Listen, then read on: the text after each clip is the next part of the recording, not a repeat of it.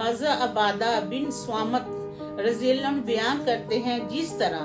نبی اکرم صلی اللہ علیہ وآلہ وسلم نے خواتین سے بیعت لی تھی، اسی طرح آپ صلی اللہ علیہ وآلہ وسلم نے ہم سے بھی بیعت لی کہ ہم کسی کو اللہ تعالیٰ کا شریک مقرر نہیں کریں گے،